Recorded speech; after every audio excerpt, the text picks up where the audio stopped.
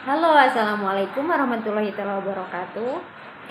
Kembali lagi dengan saya Bidan Juju di ngobrol pagi ya. Ngobrol pagi kali ini Juju akan membahas kemarin kan cerita tentang 3 tanda persalinan awal ya, atau awal persalinan. Nah sekarang Juju akan ngebahas tentang proses persalinannya. Apa aja sih ketika proses persalinannya sampai melahirkan nanti, setelah melahirkan plasenta atau melahirkan, kalau di sini disebutnya Bali ya, kalau di Cianjur Selatan itu disebutnya Bali, kalau itu disebut plasenta. Itu tuh bisa dilakukan KB juga, nanti saya akan jelaskan. KB pos melahirkan ya. Soalnya di minggu kemarin itu jelaskan tentang 3 tanda persalinan awal. Baiklah, proses melahirkan itu apa aja sih gitu kan. Nah, salah satu proses melahirkan ada yang disebut melahirkan itu ibu bidan bilangnya fase laten. Fase laten itu dia masih awal-awal, hanya dia akan didahului dengan rasa mulas yang teratur, makin lama makin kuat dan sering. Yaitu makin lama makin kuat dan sering ya. Gitu awal-awal tuh. Nanti pada kehamilan pertama, bayi saatnya lahir setelah 12 jam sejak mulai teratur. Pada kehamilan kedua itu 8 jam. Itu aturan teorinya ya. Aturan teorinya itu kalau kita anak pertama, kalau menurut bidan itu primi gitu kan, itu akan ngerasa mulesnya itu selama 12 jam. Cepat ya, 12 jam.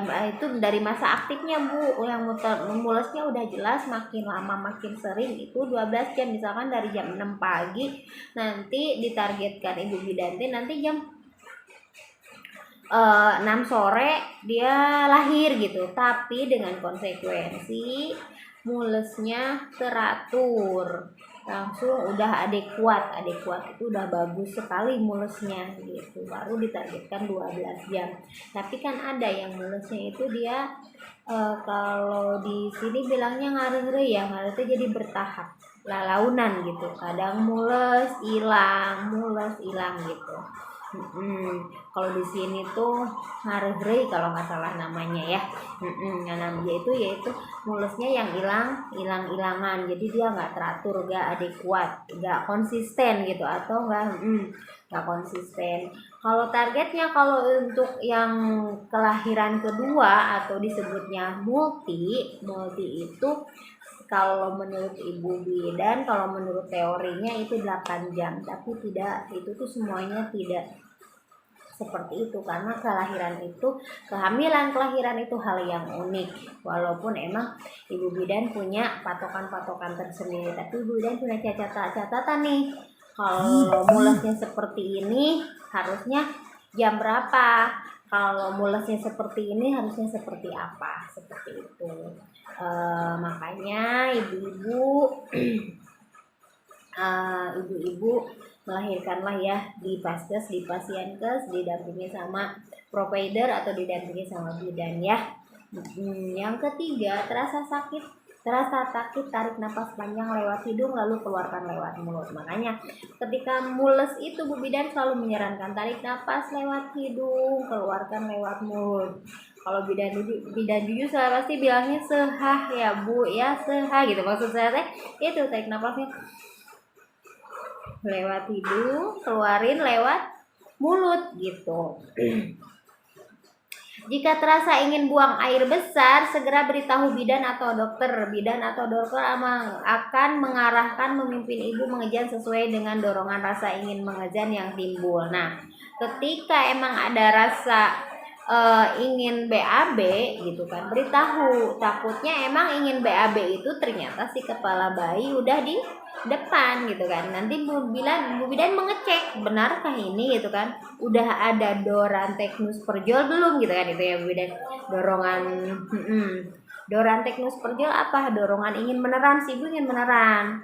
Teknus tekanan pada anusnya mulai ngebuka. Perjol vulva membuka,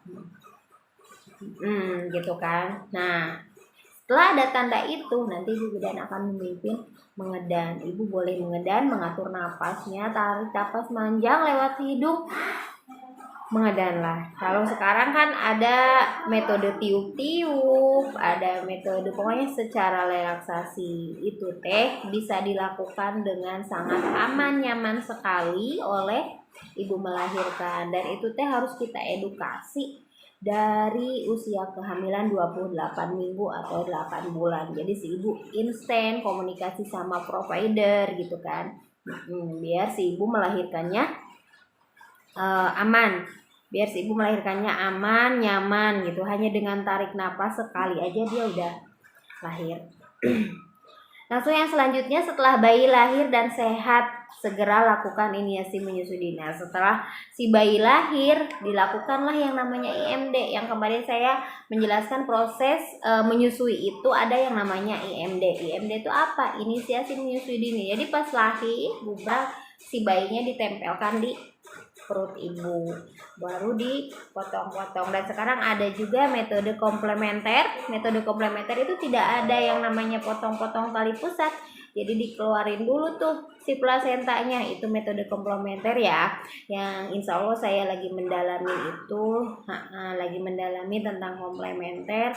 Mudah-mudahan tahun depan atau misalkan tahun ini juga saya bisa mempraktekkan langsung kepada pasien-pasien saya.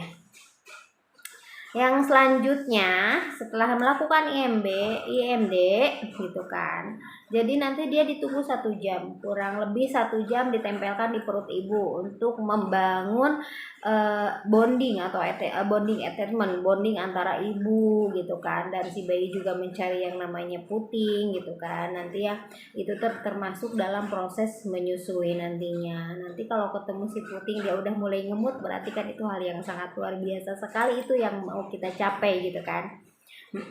Yang selanjutnya, IMD itu untuk apa sih Bu gitu kan? IMD itu untuk merangsang keluarnya ASI, memberi kekebalan pada tubuh bayi serta meningkatkan kekuatan batin antara ibu, yaitu yang namanya bonding itu ya. IMD mencegah perdarahan pada ibu. Apabila makanya dilakukanlah IMD, mencegah perdarahan pada ibu. Ditempelkannya selama 1 jam di perut ibu sampai si ibunya beres dibersihin, keluarlah si plasenta sampai dimasukkan KB. Nah, keluarlah si plasenta. Biasanya ibu menyuntikkan obat oksitosin itu namanya ya, untuk merangsang keluarnya si plasenta atau si bali itu.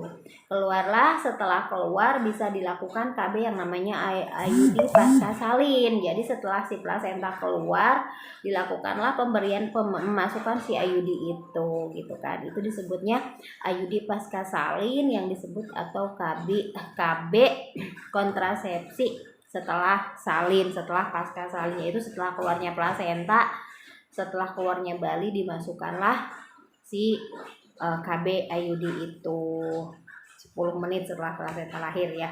Ada waktunya 10 menit setelah plasenta lahir dimasukkanlah. Nanti itu si ibu akan dipantau. Kalau emang lahirnya di Pasienkes, dipantau selama 6 jam. Dia nggak akan dipulangin dulu, dipantau dia apakah nanti bisa pipis, makanya bagus atau enggak, perdarahannya normal atau enggak gitu. Nanti dia bisa pipis sendiri enggak. Nah, kalau emang tidak bisa pipis sendiri, nanti ibu bidan akan melakukan apa gitu.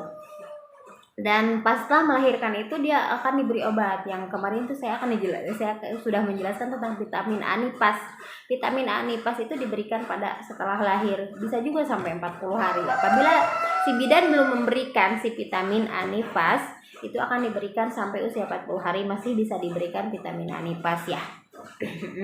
Vitamin A, tentang vitamin A saya taruh ini ya di sini video tentang vitamin A nipasnya, vitamin A-nya gitu kan, penjelasan tentang vitamin A fungsinya apa.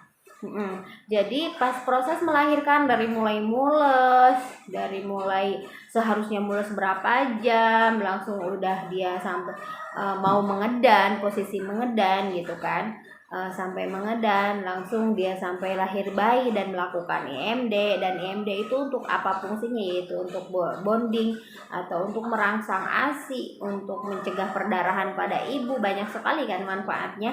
Langsung ibu juga segera dilakukan IUD atau emang dilakukan KB. Jadi nanti setelah beres lahiran 40 hari kita nggak mikir-mikir KB lagi, mau KB apa, nggak berpikir seperti itu ya, karena emang kita udah di KB gitu kan, seperti itu.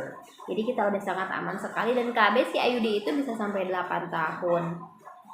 Jadi itu ibu, proses melahirkan itu seperti itu. Alangkah lebih baiknya di Pasienkes ibu, boleh di puskesmas, boleh juga di PMB gitu kan. Jadi dekatin ibu bidannya, jadikanlah ibu bidan provider atau sahabat terbaik ibu hamil dan melahirkan ya. Karena sebenarnya ibu bidan tuh welcome kadang, tapi kadang ada rasa nggak enak untuk meminta ibu lahir sama saya ya gitu kan, tapi kan itu kan ada rasa nggak enak dari ibu bidannya sendiri untuk menyampaikan seperti itu. Alangkah lebih baiknya ketika emang si ibu yang hamilnya meminta didampingin, meminta itu. Sekarang itu banyak metode-metode melahirkan komplementer atau yang disebutnya sekarang itu ada yang disebutnya itu waterbird itu melahirkan di air gitu kan, di air itu tuh termasuk ke komplementer. Ada juga yang disebut melahirkan dengan tiup-tiup gitu kan ya, ibu bidan novel itu yang menjelaskan, dia yang sudah melakukan metode tiup-tiup, luar biasa sekali, pasiennya sudah banyak sekali, karena emang itu tuh metode aman sekali, yang emang metode tanpa mengezan, tanpa robekan ya, mau ada robekan dari mana bu, mengezan juga enggak, dia hanya menggunakan tiup-tiup saja gitu kan. Dan itu kok ibu bidan bisa seperti itu sih? Bisa seperti itu karena emang kita yang memanage pikiran kita yang memanage memanage pola berpikir kita, bahwa melahirkan itu aman nyaman ya, aman nyaman. Jadi semangat untuk ibu-ibu yang lagi hamil besar, semangat ya, lahirannya aman lancar gitu kan. Semoga kita semua diberikan kesehatan, dan saya berpesan pada ibu-ibu untuk selalu menjadikan bidannya sebagai sahabat, bukan sebagai aduh takutnya sama bidan nih gitu kan. Bidan jujur suka pegang-pegang gunting kalau melahirkan, ya kan pegang gunting belum tentu kan menggunting gitu kan. Nanti pun ada yang disebutnya dia si plasentanya tidak langsung digunting, nanti diguntingnya udah beberapa hari di itunya gitu kan. Ada itu metode seperti itu ya. Kita tuh sekarang udah harus mulai karena emang sekarang kita hidup di zamannya milenial, zaman yang sangat gampang atau emang mudah sekali mendapatkan akses tentang kesehatan ataupun apapun itu, kita mudah mendapatkannya gitu. Kata saya juga di video kemarin, sampai dokter spesialis pun menjelaskan ilmu-ilmu yang sangat luar biasa sekali gitu kan. Makanya kita sebagai ibu milenial, ayolah kita cari ilmu itu untuk diri kita, untuk pengetahuan kita, untuk kesehatan kita.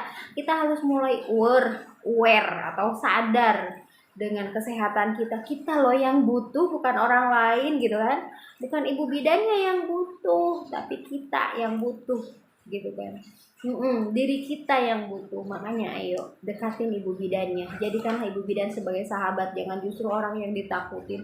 Kalau ada bidan jujur nanti dia akan merujuk ke rumah sakit ya. Bidan jujur juga punya langkah-langkahnya, mana yang harus dilakukan intervensi itu apa? Intervensi itu tindakan, yang tindakannya harus dirujuk ke rumah sakit ya jujur lakukan. Tapi kalau yang tidak ya jujur bantu lahirkan di rumah kan, bantu lahirkan di rumahnya bidan jujur, yaitu di PMB-nya bidan jujur, seperti itu. Jadi jangan takut melihat ibu bidan ya. Ini saya bercerita untuk kalangan orang-orang yang emang masih di sini itu masih memperlakukan bahwa masih ketakutan dengan yang namanya ibu bidan, karena ibu bidan itu katanya itu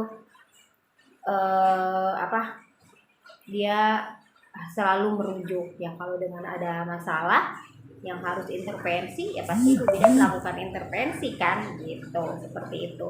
Pokoknya kalau emang yang normal-normal aja, yang aman-aman saja, ibu bidan tidak mungkin melakukan intervensi gitu kan. Seperti itu ya ibu-ibu. Terima kasih banyak bagi yang nonton, boleh like, boleh komen gitu. Mudah-mudahan bermanfaat untuk semuanya. Baiklah, wassalamualaikum warahmatullahi taala wabarakatuh.